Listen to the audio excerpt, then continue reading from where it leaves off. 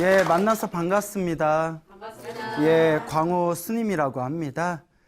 그 부처님 당시에 어느 젊은이가 있었습니다. 이 젊은이의 이름이 다나라고 하는데요. 이 다나라는 젊은이가 부처님의 법문을 듣고 출가를 하게 됩니다. 이제 머리를 깎고 출가를 하게 됐는데 굉장히 신기한 일이 생기게 됩니다. 이 다나라는 젊은이가 머리를 깎고 출가를 했는데 항상 등 뒤에 예쁘게 생긴 여자의 환상이 따라다니는 겁니다. 그래서 아주 예쁘게 생긴 여자의 환상이 따라다니게 되는데 문제가 뭐냐면 다른 사람들 눈에는 다나라는 스님 뒤에 있는 그 여자의 환상의 모습이 보이는데 스님 본인은 보이지가 않는 거예요. 그러니까 우리가 예전에 뭐 귀신 얘기 같은 거 들어보면 본인 눈에는 보이는데 다른 사람 눈에는 안 보이지 않습니까?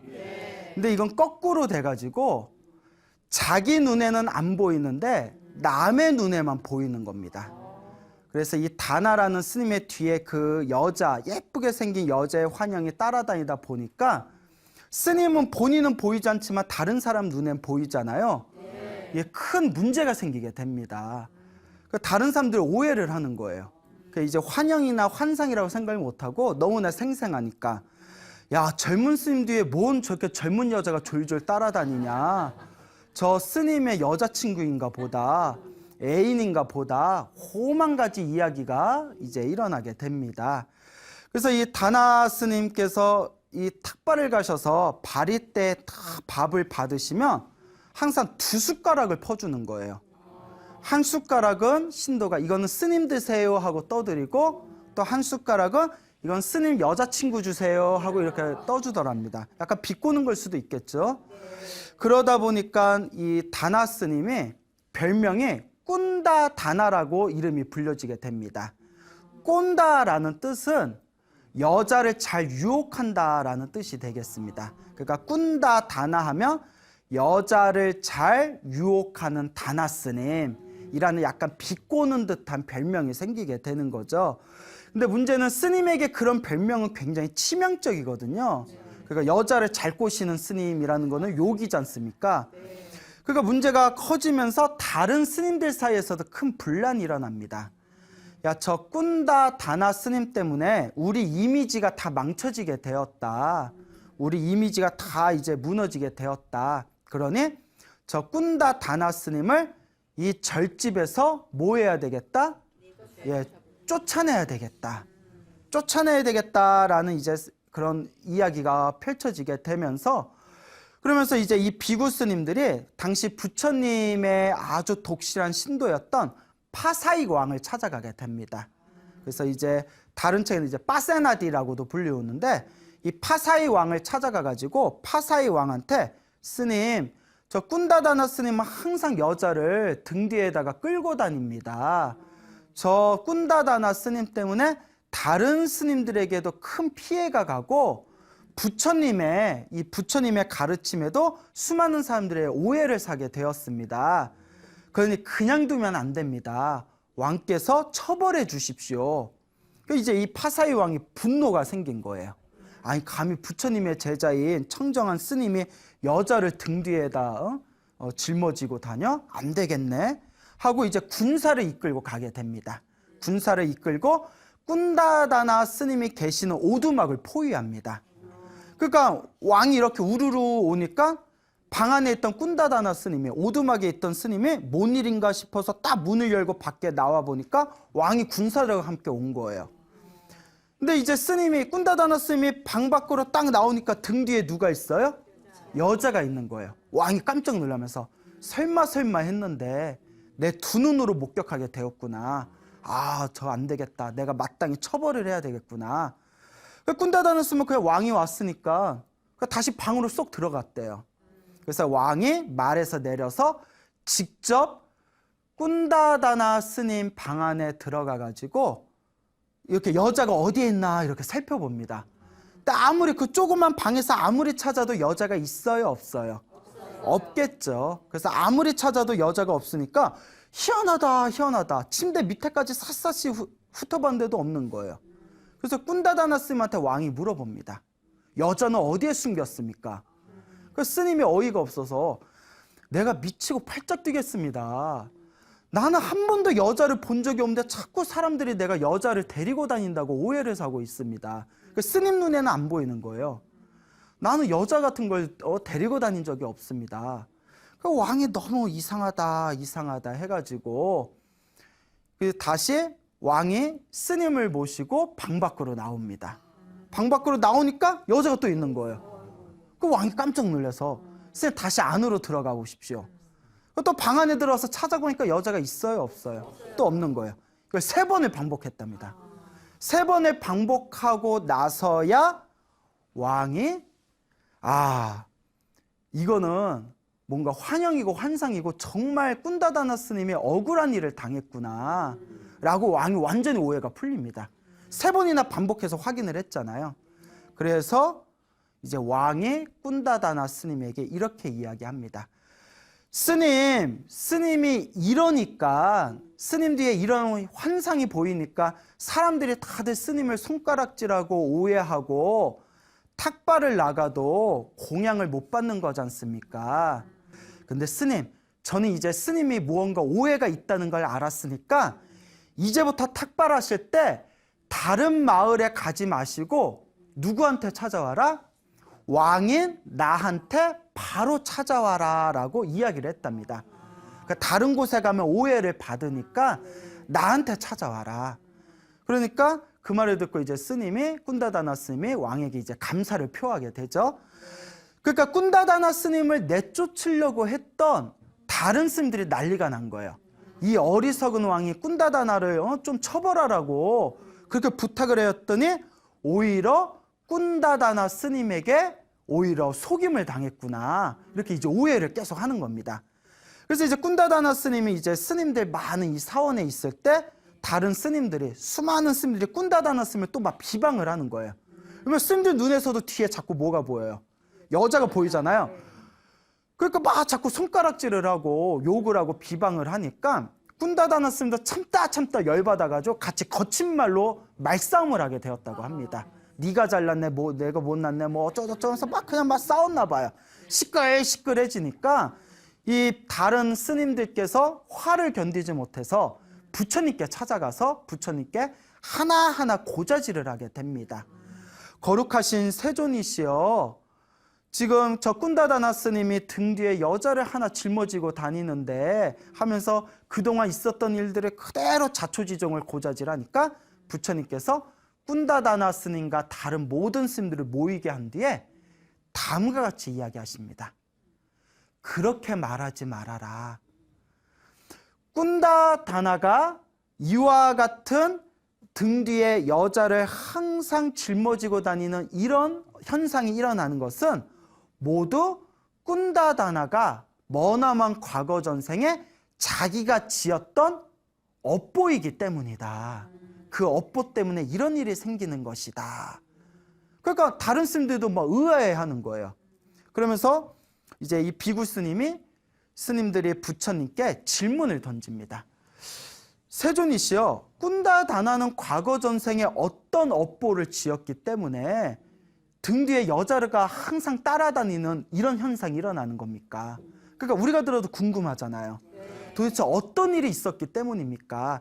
저희들에게 그 이유를 설명해 주십시오라고 하니까 이제 부처님께서 이제 이 꾼다다나 스님의 과거 전생에 대한 이야기를 펼쳐내십니다.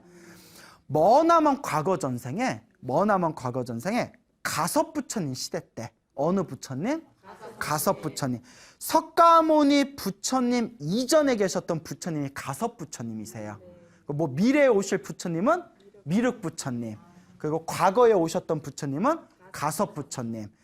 가섭 부처님 시대 때 2명의 스님이 있었는데 이 2분의 스님이 친현제보다도 훨씬 더 사이가 좋고 훨씬 더 아주 우애가 깊고 우정이 깊었다고 합니다. 이 2분의 스님이 항상 서로 붙어 다니는 거예요. 끊임없이 서로 이제 붙어 다니고 사이가 너무 좋다 보니까, 근데 꼭 우리 주변에 봐도 남 잘 지내는 거 보면 꼭 시기심 일으키는 사람들 있잖아요. 그 질투 일으키는 사람들 있잖아요. 그러니까 그 두 분의 스님들이 너무 절친으로 우정으로 이렇게 지내는 걸 보고 하늘에 있는 선녀가 장난기가 발동했대요. 선녀가.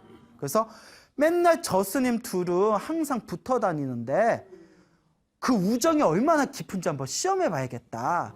그리고 못된 장난기가 일어난 거예요. 근데 우리가 그러잖아요. 장난으로 던진 돌이 개구리의 목숨을 앗을 수도 있다고 하잖아요.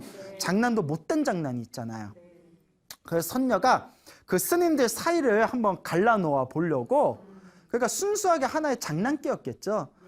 그래서 선녀가 이제 지상에 내려와서 두 분의 스님을 호심탐탐 노리고 있을 때 두 분의 스님 중에 이제 A 스님이 있고 B 스님이 있겠죠. A 스님이 B 스님에게 내가 잠깐 볼일 좀 볼게, 기다려 주십시오 한 뒤에, 이제 볼일 봐야 되는데 사람들 다 보는데 앞에서 이렇게 변을 볼 수는 없잖아요. 살짝 이렇게 덤불 안으로 들어갔대. 풀숲이 있는 덤불 안에 다 들어가서 볼일을 다 이렇게 보고 싹 이제 덤불 밖으로 나오는데, 볼일을 다 보시고 나올 때 요 선녀가 여자로 변신해서, 무엇으로 변신해서? 여자로 변신해서 그 풀 밖으로 나오는 A 스님 뒤에서 속옷을 들고, 여자의 속옷을 들고 등 뒤에서 같이 따라 나온 거예요, 선녀가. 그러니까 A 스님 뒤에서 선녀가 예쁜 여자의 모습으로 속옷을 들고 스님하고 같이 풀숲에서 밖으로 나오니까 B 스님이 딱 보고 했네 했어 이러는, 뭘 했는지 모르겠어요. 예. 했네 했어 하고 이제 난리가 난 거예요. 스님들이 반드시 지켜야 할 가장 중요한 계율 중에 하나가 음행하지 말라예요. 그러니까 성관계 맺지 말아라. 예, 스님들이 지켜야 할 계율이 첫 번째가 성관계를 맺지 말아라라는 가르침이 있거든요. 그래서 성관계를 맺으면 스님은 승복을 벗도록 돼 있어요. 부처님 계율에 승적이 박탈을 당합니다, 성관계를 맺으면. 근데 A라는 스님의 덤풀에서 속옷을 들고 있는 예쁜 여자하고 같이 나와버리니까 B 스님 보고 놀래가지고 이제 난리가 난 겁니다. 그래서 B 스님이 이제 선녀는 살그머니 사라지고 둘의 사이를 이제 이간질 시켜놓은 거죠. 아주 못된 장난이죠. B 스님이 A 스님을 아주 신랄하게 비판을 합니다. 여자와 음행을 했습니까? 성관계를 맺었습니까? 스님은 음계를 깨트렸습니다. 음행의 계율을 깨트렸습니다. 그러니까 A 스님이 바들바들 떨면서, 왜냐면 이거는 무서운 벌이거든요. 왜냐면 승복을 벗어야 돼요, 성관계를 맺으면. 부들부들 떨면서 B 스님에게, 스님 그런 말 하지 마십시오. 나는 청정합니다. 나는 깨끗합니다. 풀숲에 들어와서 볼일 보고 나온 사람한테 다짜고짜 음계를 깨트렸다고 하면 제가 어떻게 하란 말입니까? 그런 말 하지 마십시오. 근데 이제 B 스님은 A 스님을 여자 등 뒤에 이렇게 여자 선녀가 따라온 걸 봤잖아요. 그것도 속옷을 들고. 내가 두 눈으로 봤는데 내가 거짓말을 하겠습니까? 내가 스님한테 내가 거짓말로 이러겠습니까? 나는 두 눈으로 분명히 봤습니다.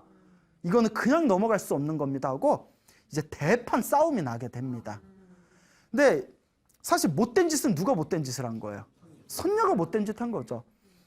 안 했다는 A 스님 말도 맞고 봤다는 B 스님 말도 맞아요. 못된 건 누가 못됐다? 선녀가 못됐죠. 근데 우리 주변에 의외로 그런 사람들이 있는 것 같아요. 막 소시오패스라고 하죠. 자기의 성공과 목적을 위해서 수단과 방편을 가리지 않고 이렇게 음모를 꾸미는 그런 사람들이 있지 않습니까? 하여튼 이 일이 너무 크게 벌어지면서 이제 다른 스님들에게까지 이야기가 퍼지면서 문제가 심각해지게 됩니다. 이 광경을 봤던 선녀가 그때서야 죄책감을 느끼게 됩니다. 나 그냥 장난으로 했을 뿐인데 이 일이 너무나 커지고 심해지게 되었구나.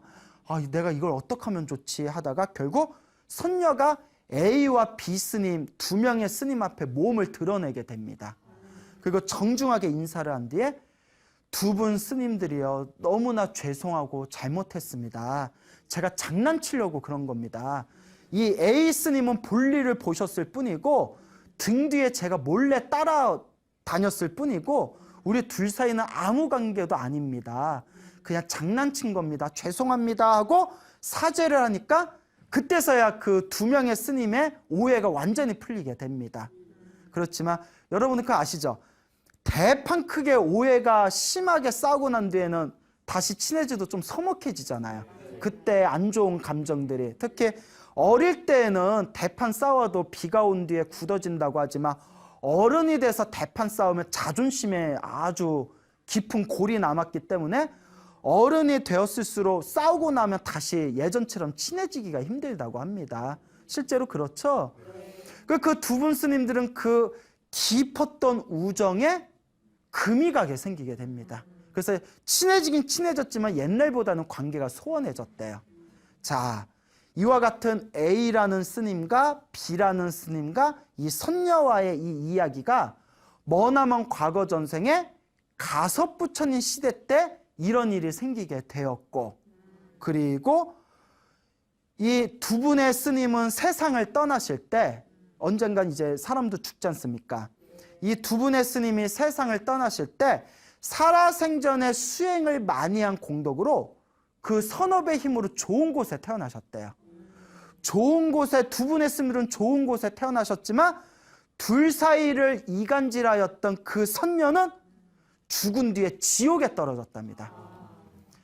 헤아릴 수 없는 긴 시간 동안 지옥에 떨어져서 고통을 당한 뒤에 다시 석가모니 부처님 시대의 남자로 태어나게 되었답니다. 그 선녀는 지옥에 떨어지고 지옥에서 고통당한 뒤에 석가모니 부처님 시대 때 남자로 태어나서 머리를 깎고 출가를 했는데 그 남자, 전생의 선녀였던 남자가 바로 지금의 누구다? 꾼다 다나 스님이 된 겁니다. 전생에 두 스님의 사이를 이간질하고 A라는 스님 뒤에 속옷을 들고 뒤를 이렇게 졸졸 따라다니면서 이간질을 시켰던 업으로 자기 등 뒤에 누가 생기게 되었다? 여자의 환영이 생기면서 사람들의 오해와 손가락질을 받게 되었다는 이 인과 업보의 그 인연담을 부처님께서 수많은 스님들에게 이 가르침을 설하십니다. 그러니까 다른 스님들이 깜짝 놀라면서 비로소 꾼다다나 스님의 그런 어떤 등 뒤에 따라다니는 여자의 사연을 이해하게 되었고, 꾼다다나 스님도 부처님 앞에서 삼배를 올리면서 아, 내가 과거 전생의 선녀였을 때 수행을 열심히 하는 두 분의 스님의 사이를, 관계를 이간질한 그 악업으로 내 등 뒤에 여자의 환영이 따라다니게 되었구나라는 것을 이제 스스로 깨우치게 됩니다. 그대로 이제 꾼다다나 스님은 열심히 수행을 하고 열심히 정진을 해서 결국 아라한이 되십니다. 모든 번뇌와 욕망이 사라지신 아라한이 되셨다. 근데 아라한이 되신 것까지는 이제 책에 나오는데 제가 궁금한 게 아라한이 되신 뒤에도 여자가 따라다녔는지 안 따라다녔는지는 거기는 이제 뭐 더 이상 내용이 없더라고요. 근데 뭐 제 생각에는 아마 떨어지지 않았을까. 업장이 소멸됐으니까 깨달음을 얻고. 여하튼 이와 같이 내가 지은 업은 반드시 누가 받을까요? 내가 받습니다. 과거 전생에 내가 선녀였을 때 그 A라는 스님과 B라는 스님을 이간질하기 위해서 A 스님 등 뒤에 속옷을 들고 졸졸 따라다녔잖아요. 그 내가 저지른 업으로 내 뒤에 누가 졸졸 따라다니니까요? 여자의 환상이 졸졸 따라다니잖아요. 그게 바로 업이라는 거예요. 남들이 보이건 남들에게 보이지 않건 내가 지은 업은 반드시 나를 따라다닙니다. 그런데 지금 드린 이야기는 핵심이 실제로 여자의 환상이 등 뒤에 따라다니는 이야기였잖아요. 근데 그 여자라는 걸 조금만 이야기를 바꿔버리면 가난일 수도 있고요. 가난이 졸졸 따라다니는 거예요. 등 뒤에. 가난은 왜 따라다닐까요? 전생에 베풀지 않고 다른 사람의 물건을 탐하고 훔친 사람은 이번 생에 항상 돈이 모이지 않고 항상 가난이 따라다니는 거예요. 그리고 또 등 뒤에 뭐가 따라다닐까요? 왼수가 또 따라다니겠죠. 여자는 아까 했잖아요. 예. 왼수가 따라다닐 수도 있죠. 왼수가 누가 될 수도 있을까요? 남편이 될 수도 있고 자식 식기가 될 수도 있고 하여튼 자기만의 인생에 내 가슴에 못을 박은 왼수들이 하나씩 있잖아요. 그 왼수도 누가 지은 어변일까요? 전생에 내가 뿌려놓은 나의 악한 인연이라는 거죠. 또 내 등 뒤에 따라다니는 게 뭐가 있을까요? 또 여러분 살아가면서 몸에 큰 병이 걸리거나 항상 몸이 아픈 사람들 있죠. 병이라는 게 따라다닐 수도 있어요. 그래서 불교에서는 이렇게 얘기합니다. 이번 생에 병에 걸리는 이유가 이번 생에 관리를 잘 못해서 병에 걸리는 이유도 있고 또 전생에 지은 내 업보로 이번 생에 큰 병에 걸리는 경우도 많다고 합니다. 그러니까 내 등 뒤에 따라다니는 수많은 업보들, 내 등 뒤에 따라다니는 수많은 업의 인연들이 다 누가 지은 업보다? 내가 지은 업보고 내가 지은 업의 인연이라는 거예요. 이건 정말 무서운 말입니다. 지금 여러분들이 살아가면서 여러분들이 말로 지었거나 생각으로 지었거나 몸으로 지은 여러분들의 그 업이 선업이 돼서 행복이 따라다닐 수도 있고 악업이 돼서 불행으로 따라다닐 수도 있어요.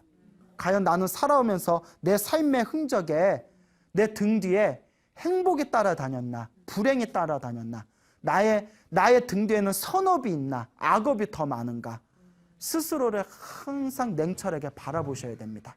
결론은 누가 지은 업보다 내가 지은 업보라는 것을 명확하게 이해하시길 바랍니다. 불교는 철저히 인과법이에요. 뿌린 대로 거둔다. 문제는 이번 생에 지어서 이번 생에 받는 사람도 있지만 부처님의 경전을 보면 대부분이 이번 생에 지은 거는 다음 생에 많이 받아요. 이렇게 한 생을 많이 뛰어넘는 경우가 있더라고요. 그래서 항상 드리는 얘기가 스님 그러면 이번 생에 기도를 하고 복을 짓고 수행을 하는 거는 다음 생에 무조건 받는 겁니까? 아닙니다. 무조건 다음 생에 받는 건 아니에요. 과거 전생에 무거운 업보를 줘서 이번 생에 나한테 악업, 나쁜 업보가 많아도 이번 생에 조금이라도 닦아야 크게 받을 걸 어떻게 받는다? 작게 받을 수가 있는 거고요. 무슨 말인지 알겠죠?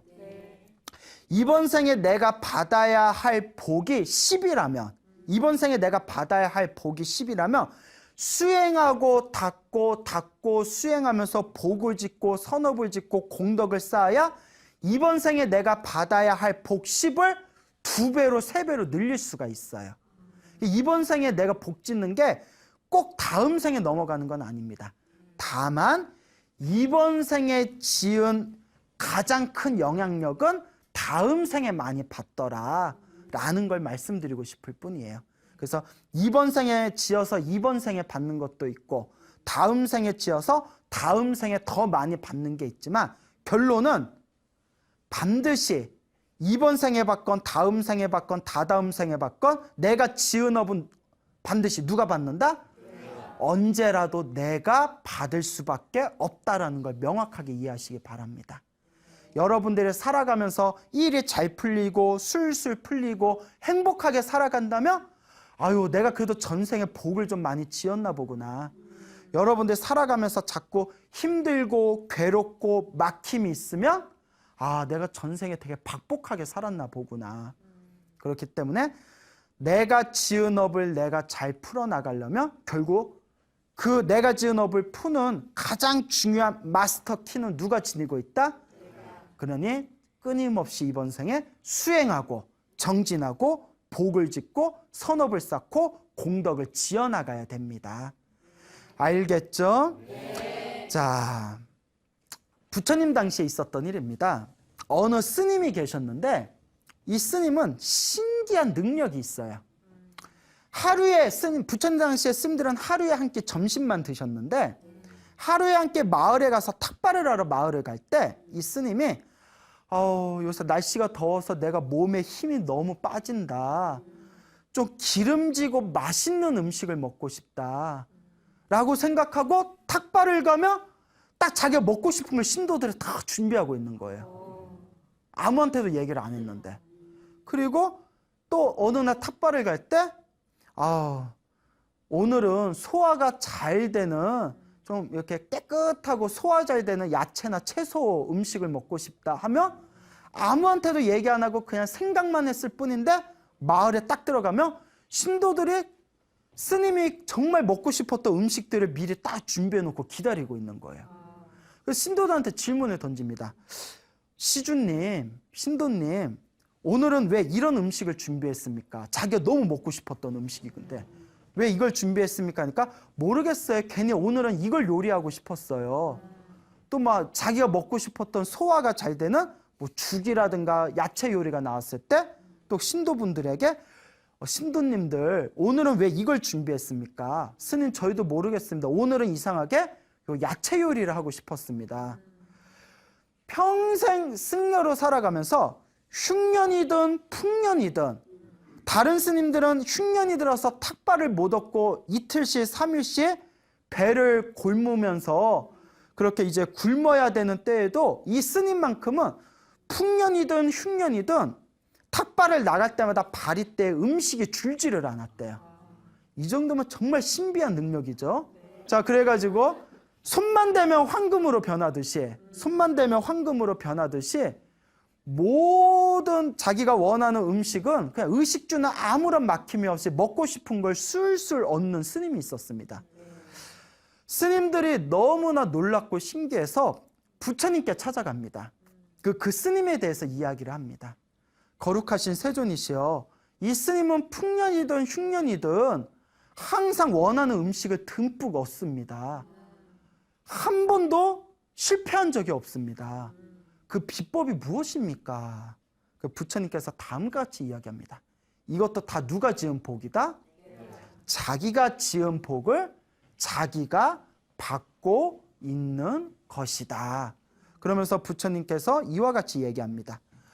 머나먼 과거 전생에, 헤아릴 수 없는 머나먼 과거 전생에 석가모니 부처님 이전에 다른 부처님 시대 때 어느 나무꾼이 있었답니다. 가난한 나무꾼이 있었는데 이렇게 이제 나무꾼이면 나무를 베며 도끼질을 하면 얼마나 힘들겠습니까?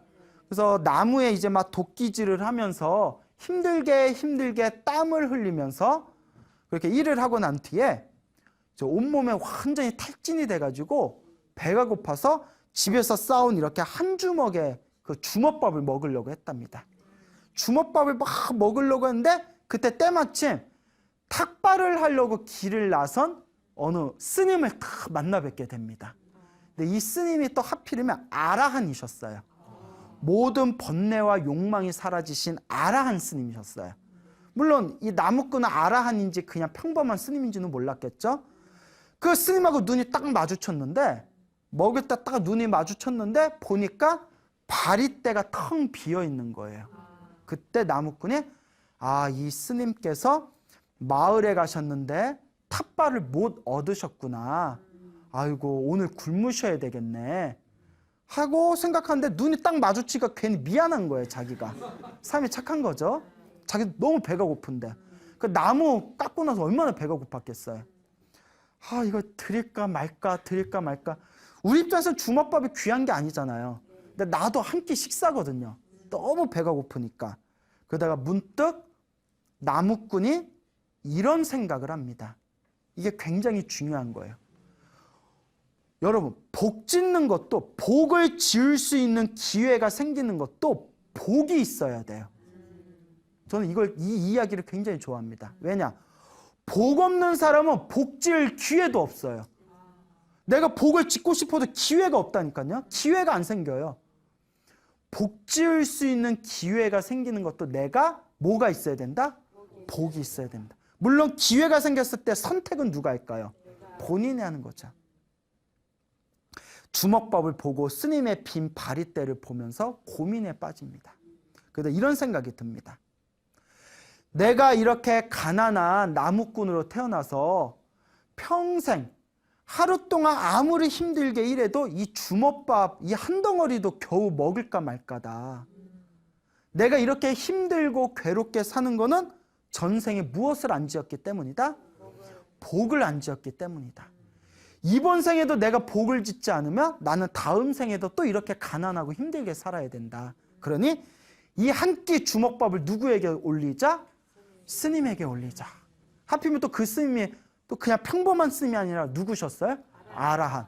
번뇌와 욕망이 사라진 성자세요. 그래서 아라한에게 공양을 올리면 어마어마한 복을 받게 되거든요. 빈 바리떼 주먹밥을 올리면서 다 주먹밥을 이렇게 바리떼 안에다 넣어드리면서 합장을 하고 절을 하면서 그 아라한 스님에게 다음과 같이 발언합니다. 스님, 제가 먹을 이 한 덩어리의 주먹밥을 정성스럽고 공경스러운 마음으로 정성을 다해서 이걸 공양 올리겠습니다. 이 주먹밥을 공양하는 공덕이 있다면, 만약에 제가 이 주먹밥을 공양한 공덕이 있다면 세세생생은 태어날 때마다란 뜻이야. 태어나고 죽고 항상 태어날 때마다 의식주에 걸림이 없게 해주십시오. 의식주에 아무 걸림이 없게 해주시옵고, 항상 밥을 먹을 때마다 항상 배가 부르게 밥을 먹게 해주십시오 라고 그 주먹밥을 올립니다. 그 공양의 공덕으로 죽은 뒤에 나무꾼은 하늘세계에 태어나게 됩니다. 뭐 하나 올려놓고? 주먹밥 하나 올려놓고. 주먹밥 하나 올려놓고 하늘세계에 태어나서 수없는 생 동안 하늘세계에서 온갖 쾌락을 누리게 됩니다. 그리고 다시 석가모니 부처님 시대에 사람으로 태어나고 스님이 되어서 탁발을 나가도 풍년이든 흉년이든 가리지 않고 항상 풍족하게 탁발의 음식을 얻을 수 있는 그 공덕이 머나먼 과거 전생에 아라한에게 무엇을 올렸기 때문이다? 주먹밥을 올렸기 때문이다. 그래서 제가 항상 드리는 말씀이 있어요. 부처님은 중생들의 복을 지으려면 항상 보시하라고 가르칩니다. 뭐하러 가르친다? 베푸는 거예요. 항상 베풀어라. 근데 중요한 게 있어요. 양보다 무엇이 중요하다? 정성, 질? 예, 양보다 질? 양보다 무엇이 중요하다? 예, 정성이 중요하다. 그러니까 아무리 화려하고 좋은 것보다 누구의 마음이 중요하다? 그 자기가 배고파서 손이 그 당 떨어져 가지고 손이 덜덜 떨려서 주먹밥 먹어야 될 그 한 끼 거친 주먹밥을 스님에게 올릴 때 얼마나 정성스럽고 간절했겠어요. 그 정성이 태어날 때마다 하늘세계에 태어날 수가 있었고, 사람으로 태어나도 부잣집에 태어날 수가 있었고, 스님이 되어도 흉년이든 풍년이든 항상 바로 안에 음식이 항상 가득하게 모일 수 있는 공덕이 생겼다. 즉 불교에서 부처님은 항상 중생들에게 보시하라고 가르칩니다. 그렇지만 보시에서 가장 중요하고 가장 강력한 에너지는 바로 정성입니다. 얼마나 부처님 법이 좋아요. 여러분들이 정성스러운 마음으로 주먹밥 한 끼라도, 요새 주먹밥 구하기 쉬워요, 어려워요? 편의점 가면 삼각김밥 있잖아요. 편의점에 가면 삼각김밥도 주먹밥이잖아요. 그렇다고 삼각김밥 이렇게 주라는 얘기는 아니고, 그와 같이 이 자기가 형편에 닿는 대로 부처님께 공양을 올리고 내 주변에 힘들고 괴로운 사람한테 좋은 마음을 베풀어서 베푼다는 것은 그 자체가 이번 생이건 다다음 생이건 다다음 생이건 강력한, 행복하게 살 수 있는 강력한 복과 선업과 공덕이 됩니다. 그런데 꼭 명심하시기 바랍니다. 내가 지은 선업과 내가 지은 악업은, 선업은 선업대로 행복으로 돌아오고 악업은 악업대로 불행으로 돌아옵니다. 결국 선업을 짓냐 악업을 짓냐, 그 선택은 누구에게 달려있다? 자기 자신에게 달려있다라는 것을 명확하게 이해하시길 바랍니다. 그러니까 이 소나무를 보고 계시는 우리 불자님들께서도 정말 행복하게 살고 싶다면 항상 보시하고, 그리고 항상 기도하고, 그리고 항상 마음을 잘 쓰고, 이번 생에 조금이라도, 정말 조금이라도 틈틈이 멈추지 않고 이 복을 짓겠다는 마음으로 자신의 마음에 선업의 저축 창고를 가득가득 채우셔 나가야 됩니다. 복을 짓지 않는 사람한테는 절대 행복이 돌아오질 않습니다. 복이 많은 사람은 무슨 짓을 해도 일이 잘 풀립니다. 복 없는 사람은 아무리 노력해도 일이 잘 안 풀려요. 내가 가지고 있는 에너지가 없기 때문이에요. 내가 가지고 있는 복의 에너지가 없으니까 무슨 일을 해든 일이 풀리지가 않는 거예요. 나한테 복의 에너지가 꽉 차 있는 사람은 손길 닿는 것마다 모든 일이 잘 풀립니다. 그래서 이런 얘기가 있어요. 보시를 하면 태어날 때마다 부자로 태어난대요. 그런데 보시를 하긴 했는데, 이거 중요한 겁니다. 보시를 하긴 했는데 싫은 마음으로 했을 때, 기쁘지 않은 마음으로 했을 때, 후회하는 마음으로 보시를 하면 다음 생에 복이 있을까요, 없을까요? 없어요. 잘 들으세요. 우리 부처님 가르침이 얼마나 세심하냐면 이렇게 이야기합니다. 기쁘지 않은 마음으로, 후회하는 마음으로 보시를 하면 다음 생에 공덕이 있긴 있답니다. 단 돈을 벌어도 힘들게 번대요. 무슨 말인지 알겠죠? 기쁜 마음으로 보시하고 후회 없는 마음으로 보시하면 똑같이 돈을 벌어도 쉽게 술술 돈을 번답니다. 근데 후회하는 마음으로 보시를 하는 사람은 돈을 벌긴 벌지만 어떻게 번다? 엄청 힘들게 번대요. 우리 주변에 그런 사람 있잖아요. 어떤 사람은 그냥 돈이 쉽게 술술 들어오는 사람이 있는가 하면 어떤 사람은 힘들게 하루 종일 일해야 돈이 들어오는 사람들이 있잖아요. 그것도 명확하게 우리가 이해하셔야 됩니다. 그러니까 복을 짓되 어떤 마음으로 지어야 된다? 기쁜 마음으로 지어야 된다. 똑같이 복을 짓는데 어떤 사람은 복을 지으면서 행복하다. 내가 복을 지을 수 있는 기회가 있어서 너무나 행복하다 하면서 복 지는 사람이 있는가 하면 똑같이 복을 짓는데도 이런 내가 전생에 무슨 죄를 졌길래 이렇게 힘들게 복을 져야 되나 하고 투덜대면서 복을 짓는 사람들이 있어요.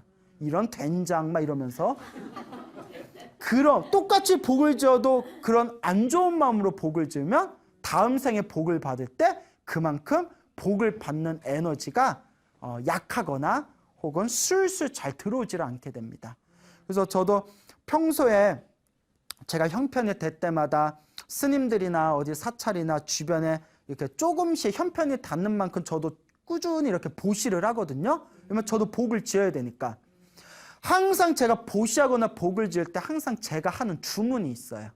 다 이렇게 합장을 하면서 제가 하는 주문이 뭐냐면 합장을 하면서 복을 짓는 기회를 주셔서 감사합니다 하면서 저는 보시를 해요. 제가 복을 지을 수 있는 기회를 주셔서 너무너무 감사합니다. 제가 복을 지을 수 있는 기회를 주셔서 너무 감사합니다 하고 3번 이상 주문을 외우고 항상 보시를 합니다.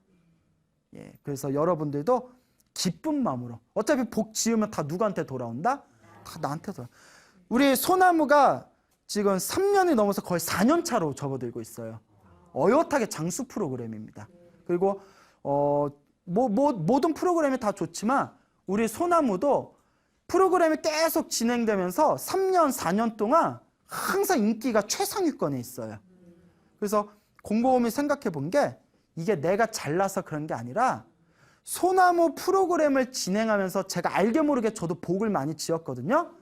내가 지은 복의 힘으로 소나무가 그래도 이렇게 승승장구하나 보다라는 생각이 듭니다.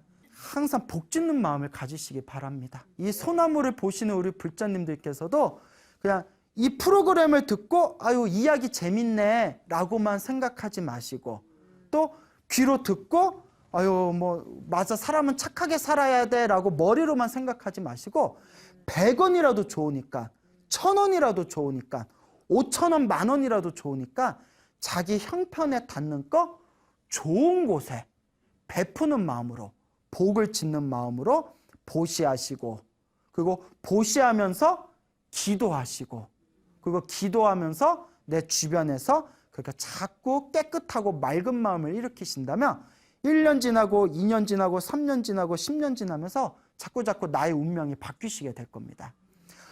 요새 큰 절에 여기 우리나라에 있는 큰 절, 특히 도심지에 있는 큰 포교 사찰에 가면 공양권이나 법당에 가면 법당 청소해 주시는 노보살님들이 계세요. 그분들이 이렇게 청소하신 지 몇 년 됐으면 10년, 20년 되셨대요. 공양간에서 맨날 오셔서 설거지 봉사해 주시고 이렇게 공양간 봉사해 주시는 분들이 있어요. 공양감 봉사가 힘들거든요. 여기에 오신 지 얼마 되셨어야만 다들 10년, 20년 되셨대요. 그럼 제가 이런 질문을 드려요. 그 노보살님들께 힘들지 않으세요? 하니까 힘들어도 즐거워요. 근데 어떻게 10년, 20년 이렇게 멈추지 않고 꾸준하게 절에 나오셔서 복 지으시는 거예요? 하면 한결같이 이런 얘기예요.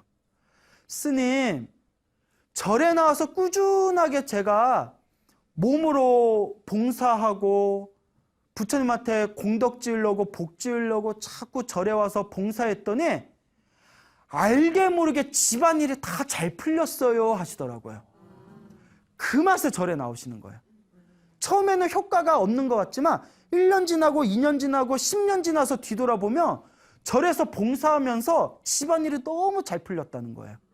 그리고 20년 지나고 30년 지나신 노보살님은 이제 아이들 잘 키웠잖아요. 부처님 은혜 갚으려고 이제 절에 나온다는 거예요. 그 묘한 힘이 있습니다. 그러니까 여러분들도 그만 놀러 다니시고 이제 어디에 와서 절에 와서 봉사도 하시고 뭐 양로원이나 고아원 같은 데 가서 몸으로 하는 봉사도 보십니다. 몸으로 하는 보시예요. 그래서 내가 복 짓는 마음으로 한 걸음 한 걸음 여러분들의 삶을 복과 선업과 공덕으로 가득 채워나가시길 바랍니다. 알겠죠? 네. 여러분 행복해지고 싶습니까? 네. 행복한 삶을 창조하고 싶습니까? 네. 복을 지으십시오. 선업을 지으십시오. 공덕을 쌓으십시오. 복과 선업과 공덕의 힘이 여러분들을 진정한 행복의 길로 이끌어 줄 것입니다. 오늘 여기서 마치겠습니다. 소중한 나 무한행복.